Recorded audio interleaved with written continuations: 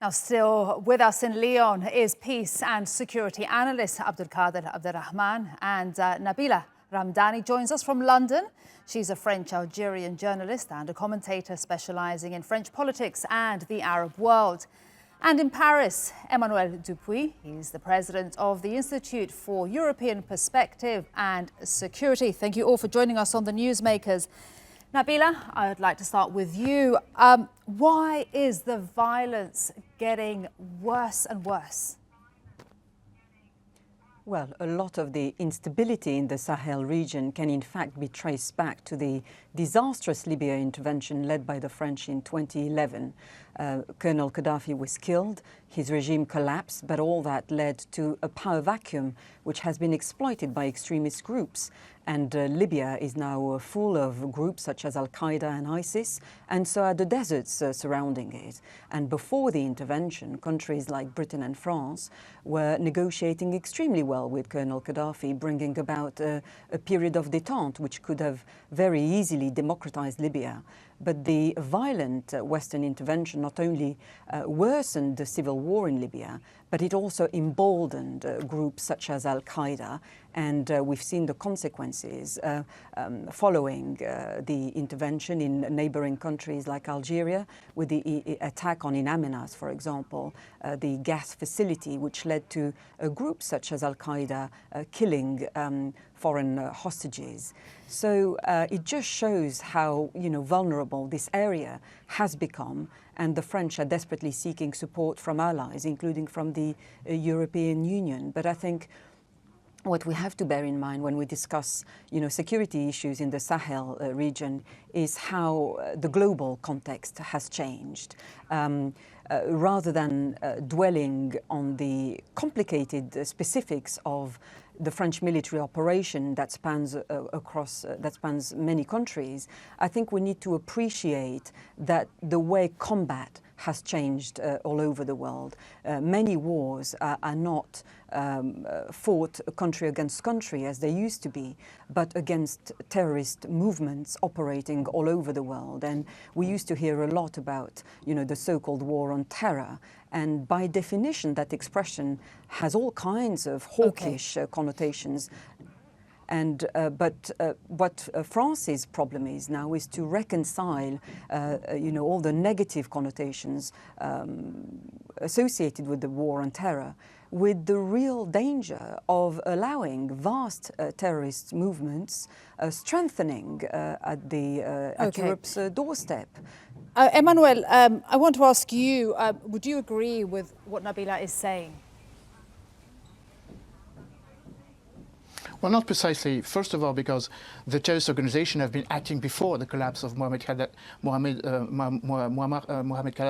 The attacks occurred in the northern part of Africa in the beginning of the years 2000, 2001.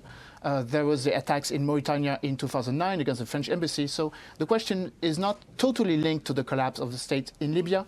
Of course, arms and terrorist groups have been benefiting from and have been fueled by a certain number of capacity that they have relied on. But of course, the question is not about considering all of these terrorist groups as only linked to jihadi causes. There is a mixed groups in which the insurgency is focused on a certain number of quests for independence. This is the case for the Tuareg. They've been fighting for independence since 1963, so it's an old problem that the Malian authorities have been dealing with. Of course, there's a problem of narco-trafficking.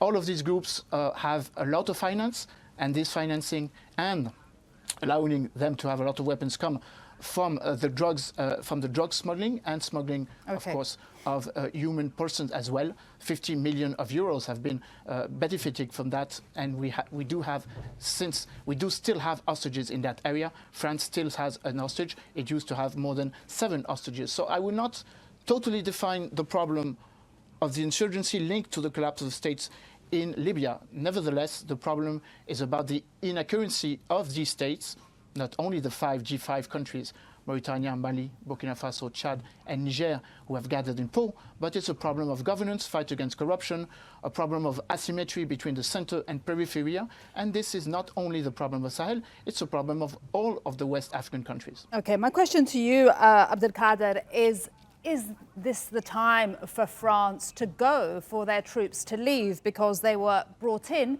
to bring peace to the region, and that isn't happening?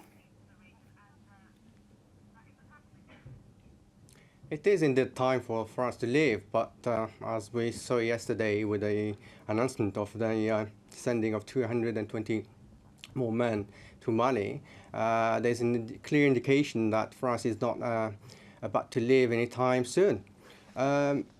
Beyond that, and moreover, France cannot leave at this moment after having created such a chaos in the whole Mali and in the whole Sahel region. I do agree with Emmanuel and Nabila.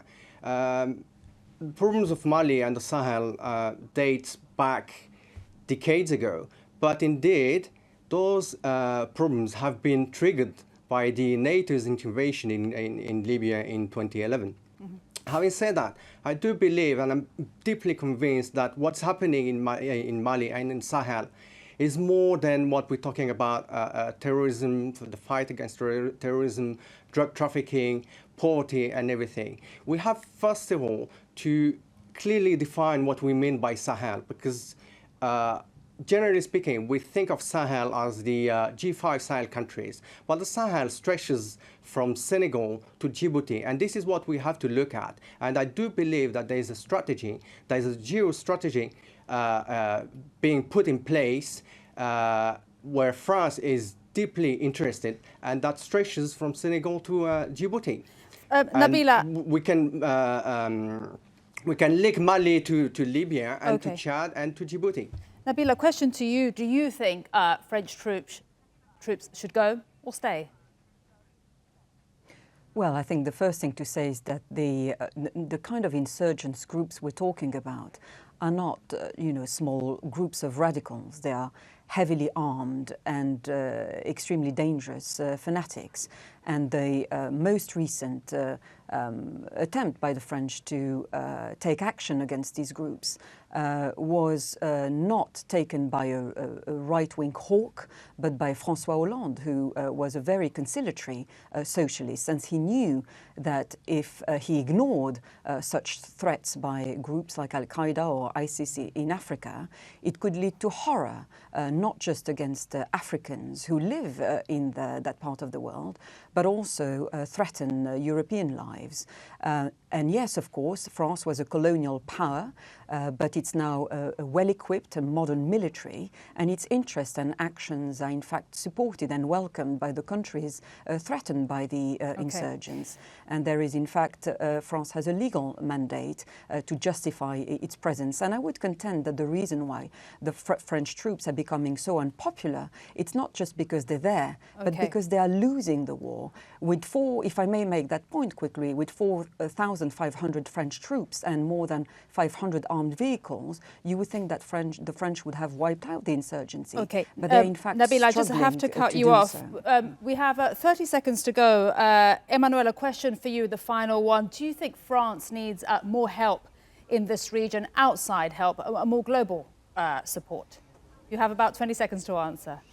Well, of course, and of course we need help on two bases. First of all, operational basis, and this is why we have called for the new coalition and a new task force linking the special forces, and this is why we are making this call towards our European friends. And of course, when it comes to dealing with terrorism, it's not only a military or cynical approach which is needed, it's a global approach, and this is why the presence of the United Nations We'll have to Secretary leave it General there, Antonio Emmanuel. Guterres in Pau was important. To all our guests, thank you so much for joining us. Great to have you on the show.